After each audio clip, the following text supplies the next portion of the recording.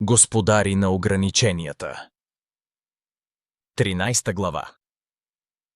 Какви изводи можем да направим от нашите наблюдения върху вашия свят?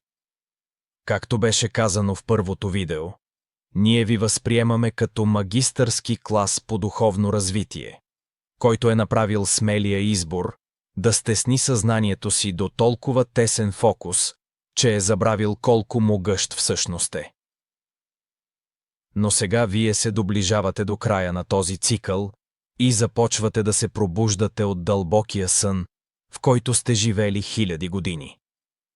Съзнанието ви се разширява навън, като същевременно се гмурка по-дълбоко навътре, откривайки неразрушимото ядро, което почива в центъра на вашето същество. Тази промяна в енергията и фокуса е причината, поради която можем да общуваме по-открито с много от вас в този момент.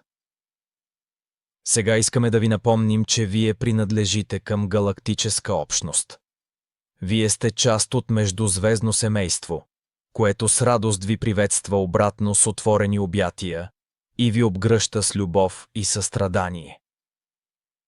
Ние се възхищаваме на удивителното пътуване, което душите ви са предприели, и докато споделяме нашите знания с вас, ние, заедно с много други междузвездни цивилизации, също така научаваме много от вашият опит и от умението ви да трансформирате тъмнината в светлина.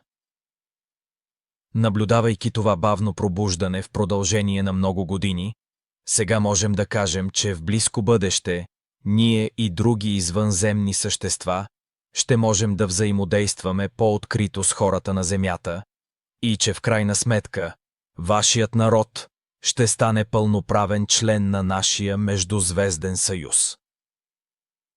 Това ще отнеме известно време, но ние вече усещаме началото на тази нова глава във вашата история. Въпреки че обществото ви изглежда така, сякаш се разпада и изпитва все повече хаос, ви напомняме, че под хаоса е скрит ред. Докато старият свят започва да се руши, нова визия за едно по-добро общество ще го замени. Вашето нарастващо осъзнаване за нашето присъствие и за силата на собствените ви души вече е част от това ново уравнение, което ще доведе до резултат, никога преди невиждан на Земята.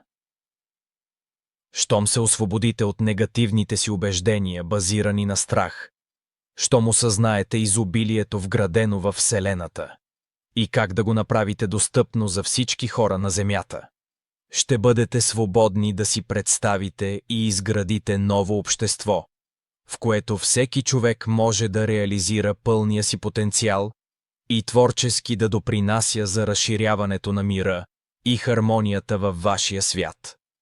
Нещо, което един ден ще ви позволи да се присъедините към нас сред звездите. Благодарим ви, че бяхте с нас до края на тази книга. За да вникнете по-дълбоко в съдържанието й, ви препоръчваме да я изслушате отново от самото начало.